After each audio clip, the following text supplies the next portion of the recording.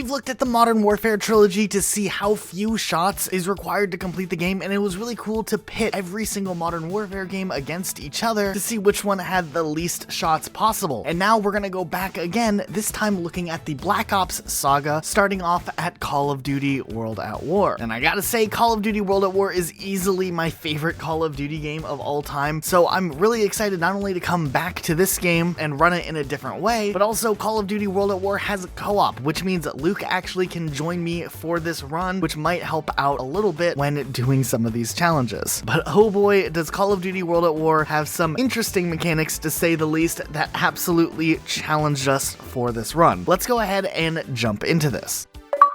So as we begin our Hacksaw Ridge run of Call of Duty World at War, Semper Fi is up first, and of course, as we did in the Modern Warfare runs, the main strategy here is to run and stab and kind of hope for the best. Of course, there are some enemies out of bounds that shoot in, and you really can't do much about them to take them out other than avoid them or maybe throw a grenade at them. We learned pretty early on that a bayonet, which we thought would be something extremely useful in this run, is actually pretty awful. For some reason, the knifing mechanics in World at War always seem to be a little bit off, and even though you can be spamming the stab button, they'll still find a way around you. So pretty much anything but a bayonet is better for this type of run. About midway through the level, there's a section where there is a spotlight and everyone's yelling at you that you have to take the spotlight out. Fortunately enough, Luke cooked a grenade and took out the spotlight at the top, which was actually pretty effective. We were able to move forward and had a little bit of trouble at the ambush section, as there's just a lot of enemies and a lot going on, and honestly we kind of realized that just getting close quarters in any older Call of Duty game can result in some instant deaths if they hit you in the face a few times. Otherwise, we yeeted through the rest of the level and we were moving on to level 2. As you guys probably remember from World at War, little resistance, the next level has a very fun boat ride at the beginning, and honestly our main strategy once again was just to do lots of stabs and kind of duck and hide when we were taking a lot of damage. One thing we did take notice of though is that if you change out what gun you're holding, you do have different speeds which can impact how you melee, which was something to really consider in this run as a whole. One thing we also ran into is that some of the enemies really can blend in with your teammates, which can make it really confusing as to who you're supposed to be stabbing. However, we more or less beat this level without any problems, and at the end, I definitely did try to save Sullivan, and if you switch to my perspective, you can see that after the screen goes to black and white, he just gets back up and runs off. I mean, this is an integral part of the story where this character dies, and I just can't believe it considering he's literally right there walking in front of me. So 2 levels down, and things were going pretty smoothly. We had 0 shots so far, and then we got onto hard landing, and this tested everything we ever thought we knew. Early on, the water makes you go really slow, but the enemies don't seem to go as slow as you, so it does add this extra challenge. And we get to the part where we're supposed to use a flamethrower to burn out the turret, which causes an explosion. However, we weren't really sure how a flamethrower should classify in this type of run, and we kind of felt like it should count as shooting, so we chose not to use a flamethrower, and instead we just ran right up to the guys in the turret and just stabbed and stabbed some more, and then eventually the thing just blows up randomly. We have no idea why that happens, but it happened. Then after this section, we get to this big open area where there's a bunch of tanks, and you're supposed to grab one of these rocket launchers to take out the tanks, and instead of this, our main strategy was just to push forward and dodge the tanks and hope for the best that we didn't take on damage. Fortunately enough, we were able to make our way all the way up the base and take out all of the guys without getting killed by the tanks, and the objective will move up even if you don't take up the tanks. So we're able to save some shots here by not taking out the tanks, but in this final section, after we take out the guys on the machine guns, we enter this weird firefight section, and this one really threw us for a loop because there obviously would be some places where we would likely have to shoot, but we didn't know how much would actually be required. So during this firefight section, a bunch of enemies roll up in vehicles and a tank pulls up on the side. Our main objective is just to hold out until reinforcements come and airstrike them, but to actually trigger the airstrike sequence to happen, you obviously have to take out a certain amount of enemies or do something to trigger the right ending sequence, and this really threw us for a loop. Our main strategy early on was just throw grenades at enemies and hope that eventually time would pass and the airstrike would come. However, it seemed pretty clear that the enemies just continued to respawn, and that wouldn't work either. Then we thought maybe if we took out the trucks or some of the barrels, we could move forward, and that didn't work either. So then we kind of zeroed in on the tank, which we assumed and hoped it wouldn't be the case, but obviously we're running out of options here, that the tank would probably be the thing we would have to destroy before the level would progress. So what we ended up doing was we cooked grenades and threw them at the tank and sure enough, it looks like the tank's actually indestructible to grenades in the campaign level. Yeah, it's kind of weird because in multiplayer, you can use grenades and do damage to tanks, but here they really didn't seem to work, and we really tried. And we did have limited grenades, so we had to constantly run back into the field, dodging tanks, trying to find as many grenades as we can to go back and throw grenades at the tanks, and it was pretty hectic. So finally, after just trying everything, we decided we were gonna have to take some shots here. We used the bazooka, and it takes 2 shots to take out the tank. We're hoping this would trigger the next sequence to start. However, even after all of that, nothing seemed to happen. The enemies just kept shooting, and we were still stuck here, which then meant we maybe thought we would have to go back and take out all of the tanks to maybe then trigger the end sequence to the level. So then we went back, taking out all of the tanks, and this time that brought the overall shot count up to, of course, 8 shots, which is pretty high for this early in a Call of Duty run. We ran back to see if that would end the enemy onslaught, and it still didn't happen to end it. So then we thought maybe for whatever reason the level had glitched or something, so we reset again, this time only taking out the tank on the left side and ignored the tanks that we had skipped early on, which puts us back down to the 2-shot count. And actually, if we just waited long enough, eventually the enemies will start climbing over the wall. We could stab them, and then if we stabbed enough of them, the airstrike finally came, meaning we were able to complete this level with only 2 shots fired, which at least seemed like an okay run for World at War so far. But there's a lot of variables like this, and World at War has a lot of tanks, so we will have to see what comes up in the next couple levels. Next, we're moving on to the level Vendetta, which actually is exclusive to single player mode. So for this one, we'll have to switch perspectives to my side, and I run this one solo because Luke can't play it with me. And this is the main sniper level of this game, and oh boy, was this one of the most tedious challenges in all of the Call of Duty runs we have done with no shooting, just because of how much time I've had to spend trying different things to see what was the total amount of shots that I could get it down to. So first things first, we are in the fountain, and we're supposed to take the sniper rifle from Reznov and wait for the airplanes to fly overhead and take out all of the enemies without being spotted. Now, of course, there's 3 sets of 2 soldiers, which means if we were to shoot them all individually, it would be 6 shots. Now, we do think we could get some collateral shots if need be, but what if we just didn't shoot at all? Well, as it turns out, the planes fly overhead for a really long time, but if you don't shoot at all, the enemies will then sprint after you and either completely kill you as more and more reinforcements get called, or will kill Reznov and completely end the level and you have to start over again. Seriously, talking about this one is much easier than actually doing it, because the amount of time it takes for those planes to fly overhead when you're just trying to test something as to how long you can survive when the reinforcements are called just by stabbing, it was really long and really tedious. But I'm pretty confident that if you don't shoot, the game has some sort of script triggered to kill Reznov in the beginning, which automatically makes you reset. So the next time around, I knew I was gonna have to take at least a couple of shots here and try to just do as many collaterals as possible. 2 of the collaterals are pretty easy to hit, and the third group that stands by the car are spread out enough where it's probably not possible to hit a collateral. Even though I tried, it still takes 2 more shots to pick them off. Then a guy and a dog come, and I tried to see what would happen if I didn't shoot at all, and we just failed as more reinforcements came, and Reznov actually just died, like just straight out died, but it didn't give me any prompt that I'd failed the level. Yeah, this one was really chaotic and weird, and there really wasn't anything I could do, so I just kind of had fun with the PPSH that you're not supposed to have in this level. So then we had to start all over again. This time I made sure to take out the guy who is with the dog and then stab the dog, which meant in total I had to take 4 shots at the beginning plus the guy with the dog, bringing us up to 5 shots already. However, after this part, we finally could move up in the level, and I was just happy to be out of the fountain after how long it took to just figure out all of this stuff and figure out how the mechanics work here. I still had some speculation as to things I maybe could have done better, but we would go back to that later. Next, we get to the cat and mouse section, which is pretty inevitable. We're gonna have to take a shot here, so 1 shot here to move past that, bringing this level alone up to 6 whole shots. And then as you progress to the more action-packed side of the level, you can actually progress through this whole area without shooting at all. I mostly utilized grenades to hit the key flamethrower targets, which seemed to be the most important for moving up in the level, and then just stabbed the guys that were close by and just waited until the level would progress on its own, and it seemed to be working okay. Then we got to the final section where you're supposed to take out General Amsel, and this one was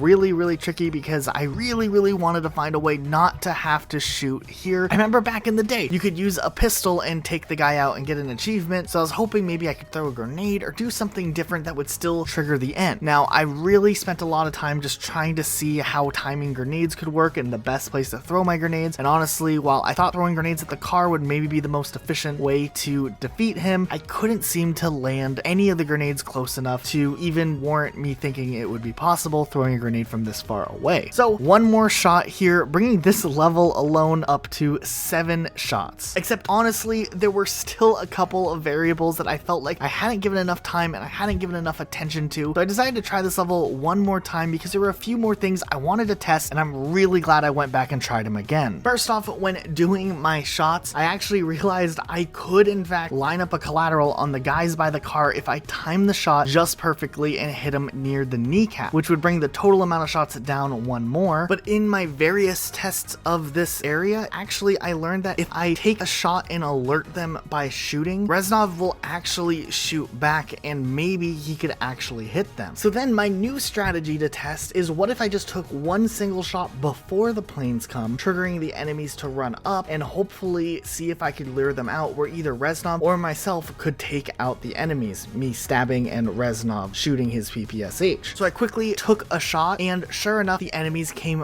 rushing forward. I realized if I stood away from Reznov to the left-hand side, they wouldn't shoot at Reznov as often, and he would actually shoot back, but they would sometimes come close enough if I stood far enough back to come close enough where I could run up and then stab them, which meant I was able to clear this whole area without actually even having to snipe them, meaning that this first section was cleared in just one single shot. I was really happy to get that shot count down so much. Now, the other thing I really wanted to test was General Amsel at the end of the level, because I remember a few years back looking at a video of someone glitching out of the level, so I knew it would be possible. So I tried myself to recreate the glitch where you can actually jump out of bounds on the map. Honestly, it was kind of cool. You just jump on a few railings and all of a sudden you're way outside of the map. Now, this was really bizarre because when you're outside of the map, it's very confusing to even tell what on earth is going on. You have to manipulate the spawns and run around pretty much just waiting for enemies to spawn. But sure enough, as the enemies spawn, they do shoot at you as normal, so I had to run around stabbing them in this open abyss of a map. And this is on Xbox, so it's kind of fun to get to see the outsides of the map pretty much legitimately, as opposed to doing it on the PC using some sort of no-clip. Anyways, I ran around stabbing enemies, and eventually, after a while, General Amsel will spawn. And this is possibly one of my favorite instances of anything that's ever happened in a run like this, but I ran up and stabbed General Amsel. Everything goes slow motion, there's a huge explosion, and then I automatically just fly from where I was all the way up into the building where I was supposed to be, and I was able to complete the level from there like normal. It was just kind of hilarious to see myself fly across the map like that, but honestly, I was feeling really good that I was able to get the total shot count down on this one to just 2 shots. The first shot being the one that alerts the enemies to come running at us back when we're in the fountain, and then the second required shot being the sniper cat and mouse section that we're pretty sure there's no way around. Fortunately though, after this, Luke was able to join back up and we could record from his perspective again like normal, and during the process of all this, I accidentally put scoring on for this next level, which apparently was a big selling feature of World at War, where they had campaign scoring matchmaking, like expecting players to jump into campaign and play competitively against other players through a matchmaking system. Yeah, 2008 was weird on Xbox back then. Either way, this next level is very tank heavy, and despite Luke and I trying to test any way we could skip shooting the tanks, it is required that you take out all of the tanks on this level. It takes 2 rocket shots per tank, with there being 4 main tanks and 1 surprise tank at the end. It did take us 10 shots to complete this level. This brings us up to a total of 14 shots so far, and we're moving on to Burn 'em Out next, which is a flamethrower heavy level, which we chose not to use again, and honestly, it is really chaotic. There's so much going on. We just ran and stabbed and hoped for the best. Honestly, the stabbing thing with the sound still triggering, but us not getting the kill was really weird and disorienting at times, but still, we're able to beat this level, and honestly, we're really surprised how short this level was. Then we got onto Relentless, which was actually a fairly easy level. We just ran around, stabbed some more, and it was a pretty grand time. Then we got to Blood and Iron, which is the co-op tank level in this game, where we're both allowed to just drive tanks and do full-on tank warfare, and honestly, this was really challenging just from a survival point of view, because honestly, the tanks will shoot at you constantly. Regeneration is slow, and if you're not fighting back, you take a lot of damage, and if your tank's destroyed, there's no revive function, so Luke and I can't revive ourselves here, and if one of us dies, the whole level is a bust. We honestly thought we were going to have to shoot here because there was just no way to push up without the tanks completely obliterating us every single time. However, one strategy we eventually devised after several attempts of just failing,